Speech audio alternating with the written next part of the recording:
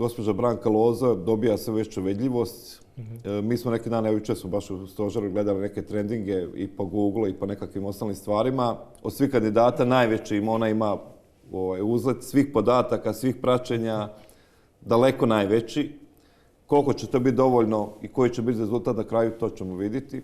Vremena je sve manje i manje, bit će Božić, bit će sve skupa, drugi dan Božića, tako da to se sužava se taj prostor. Ali gledajte, na nama je da ponudimo svoje vrijednosti, da osobu istaknemo koja će u potpunosti naše vrijednosti održavati. Mi smo istakli jednu doktoricu znanosti, akademsku građanku, međunarodnu tajnicu grafičara svijeta, majku 5 djece, svih 5 su isto akademski građani ove države, ostvarena svim planovima i želi dati neki doprinos državi. Da li će biti prepoznati ili neće, to je na ljudima da to kažu. Da, bila je nedavno i ovdje kod nas u emisiji i poručila kako želi vratiti Hrvatsku Hrvatima, da će biti predsjednica s kojom će se građani moći ponositi. Što kažete na to? Mi smo sigurni u tom, inače ne bi mi ni predložili za kandidata.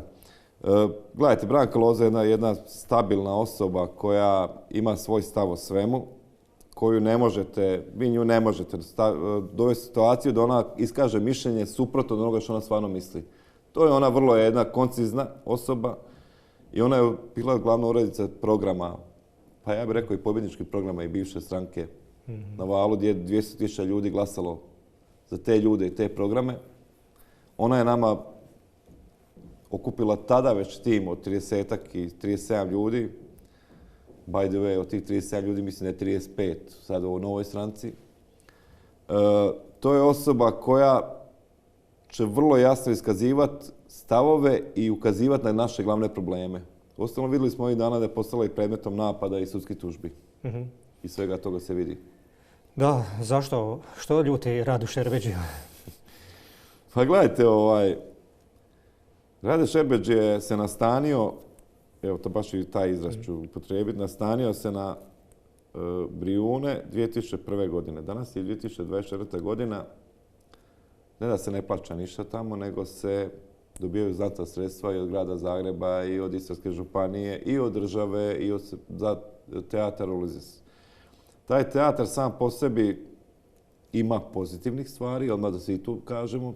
Bilo je tu pozitivnih i predstava i gostovanja, ali 80% to je promocija bivše države. Brijuni su biser Hrvatske i ne može biti u vlasništvu jednog čovjeka. Tu se spominje i tužba. Bojite li se tužbe?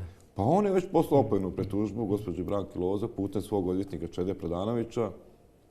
Sad danas smo dobili još par isto prijetećih mailova.